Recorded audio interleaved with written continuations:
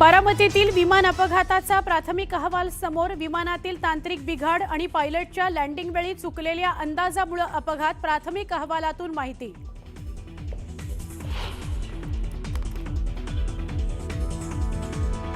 पुण्यातील कथित मुंढवा जमीन गैरव्यवहार प्रकरणात पार्थ पवार यांना क्लीन चिट। खरगे समितीच्या अहवालातही पार्थ पवारांचं नाव नसल्याची माहिती।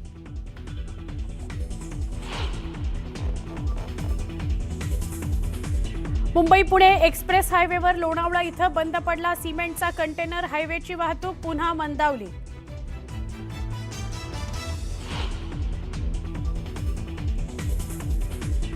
वाहतूक कोंडीबाबत चौकशी करून शिफारसींसह अहवाल द्या। मुंबई पुणे एक्सप्रेसवेवरील वाहतूक कोंडी प्रकरणी मुख्यमंत्री देवेंद्र फडणवीसांचे MSRDCला निर्देश।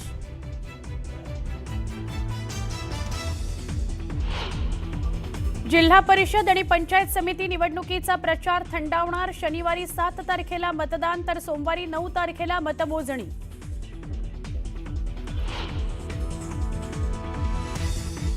चंद्रपूर पालिकेच्या महापौर पदाकरता भाजपकडून संगीता खांडेकर तर उपमहापौर पदाकरता संजय कंसर्लावार यांना उमेदवारी जाहीर।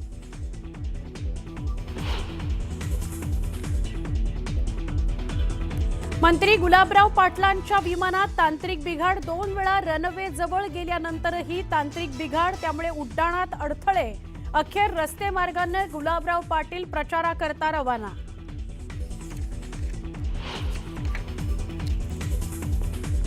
कुंभमेळ्याकरता श्रमदान करणाऱ्या विद्यार्थ्यांना मिळणार अतिरिक्त गुण। पुणे विद्यापीठाचा अजब निर्णय। नाशिक जिल्ह्यातील महाविद्यालयांकरता विद्यापीठाचा निर्णय।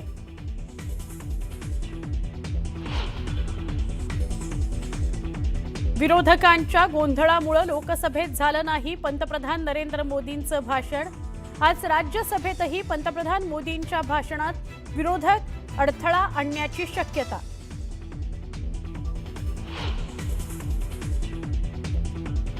आणि काश्मीरच्या किश्तवाडमध्ये सुरक्षा दल आणि दहशतवाद्यांमध्ये चकमक। एका दहशतवाद्याचा खात्मा। जैश ए मोहम्मदचे 3 दहशतवादी अजूनही लपले असल्याची शंका।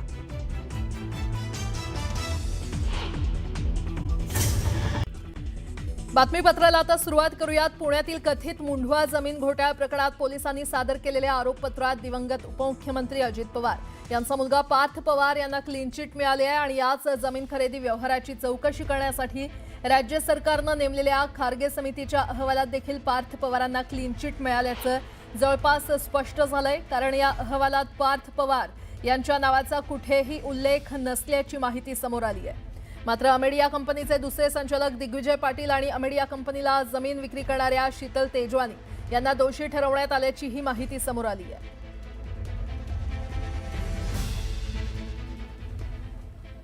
आणि आता पुढची बातमी। बारामतीमध्ये झालेल्या लिअरजेट 45 विमानाच्या भीषण अपघाताचा प्राथमिक अहवाल समोर आलाय।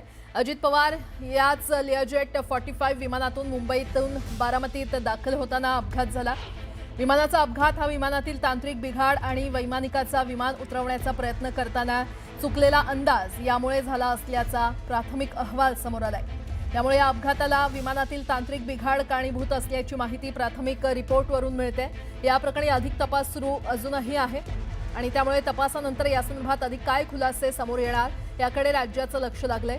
दरम्यान बारामतीमध्ये झालेल्या विमान अपघातात उपमुख्यमंत्री अजित पवारांचं निधन झाल्यानंतर राज्यभरात दुःखाचा डोंगर कोसळलाय। अजितदादांच्या निधनानंतर आता तपासाची चक्र वेगानं फिरू लागली आहे।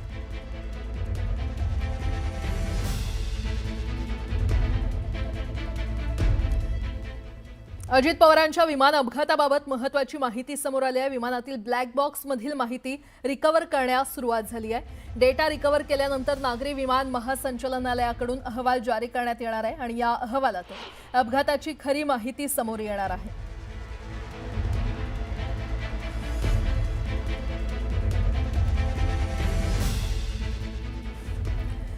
आता एक मोठी बातमी। राज्याचे पाणीपुरवठा मंत्री गुलाबराव पाटील यांच्या विमानात तांत्रिक बिघाड झाल्याची माहिती समोर आली आहे। विमान 2 वेळा रनवेला गेल्यानंतरही तांत्रिक बिघाडामुळे उड्डाण होऊ शकलं नाही। यावेळी विमान पायलटने तांत्रिक बिघाड झाल्याचं कारण सांगत टेक ऑफसाठी असमर्थता दर्शवली। जिल्हा परिषद निवडणुकीच्या प्रचारासाठी गुलाबराव पाटील रेणापूरला गेले होते. दरम्यान त्यांना रस्ते मार्गाने जळगावच्या दिशेने परतावं लागलं.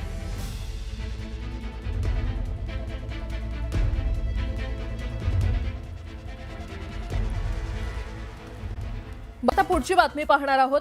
अजित पवार यांच्या विमान अपघाताबाबत महत्त्वाची माहिती समोर आली आहे. विमानातील ब्लॅक बॉक्स मधील माहिती रिकव्हर करण्यास सुरुवात झालेली आहे. डेटा रिकव्हर केल्यानंतर नागरी विमान महासंचालनालयाकडून अहवाल जारी करण्यात येणार आहे. या अहवालातून अपघाताची खरी माहिती समोर येणार आहे.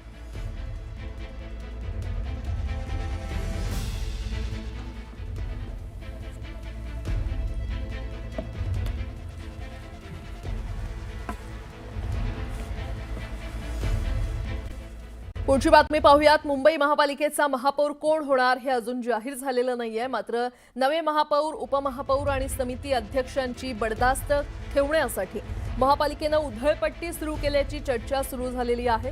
महापालिकेकडून नवीन वाहन खरेदीसाठी सुमारे 2.5 कोटी खर्च केले जाणार आहेत. विशेष म्हणजे महापौरांसाठी 30 लाखांची इनोव्हा हायब्रिड खरेदी केली जाणार आहे. गेल्या 4 वर्षात जुन्या कार पालिका अधिकाऱ्यांना वापरासाठी दिल्यानं आता नवीन कार खरेदीचा निर्णय घेण्यात आलाय.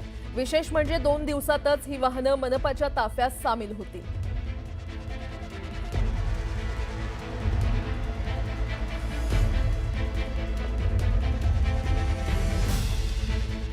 नेमकं हे प्रकरण काय आहे आपण ते ग्राफिक्सच्या माध्यमातून जाणून घेऊयात. बीएमसी कडून नव्या वाहन खरेदीवर करोडो खर्च करण्यात आलेला आहे. त्यानंतर महापौर, उपमहापौर, समिती अध्यक्षांसाठी ही वाहन खरेदी केली जाणार आहे. त्यामध्ये 13 कार खरेदीसाठी 2.5 कोटी खर्च करण्यात येणार आहे. महापौरांसाठी 30 लाखांची नवी इनोव्हा घेतली जाणार आहे. इनोव्हा हायब्रिड हे मॉडेल घेतलं जाणार आहे. त्यानंतर उपमहापौर, समिती अध्यक्षांसाठी 12 स्कॉर्पिओ खरेदी केल्या जाणार आहेत आणि प्रत्येकी 18 लाखांना खरेदी या गाड्यांची केली जाणार आहे किंवा या स्कॉर्पिओ गाड्यांची खरेदी केली जाणार आहे. नोंदणी होऊन 2 दिवसात वाहनं ताफ्यात येणार असल्याचं देखील कळतंय. चंद्रपुरात विजय वडेट्टीवार गटाच्या नगरसेवकांनी विभागीय आयुक्तांविरोधात मुंबई हायकोर्टाच्या नागपूर खंडपीठात याचिका दाखल केली आहे. नागपूर विभागीय आयुक्तांनी विजय वडेट्टीवार गटाच्या नगरसेवकांच्या गट नोंदणीबाबत काही त्रुटी दाखवत त्रुटींची पूर्तता करण्याचे निर्देश दिले होते. मात्र या निर्देशाविरोधात वडेट्टीवार गटाच्या नगरसेवकांनी हायकोर्टात विभागीय आयुक्तांविरोधात याचिका दाखल केली आहे.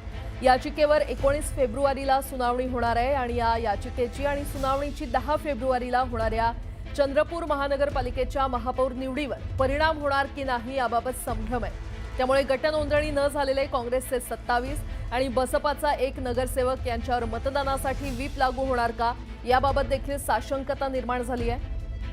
व्हीप लागू न झाल्यास हे 28 नगरसेवक महापौर निवडणुकीत कुणालाही मतदान करू शकणार आहेत.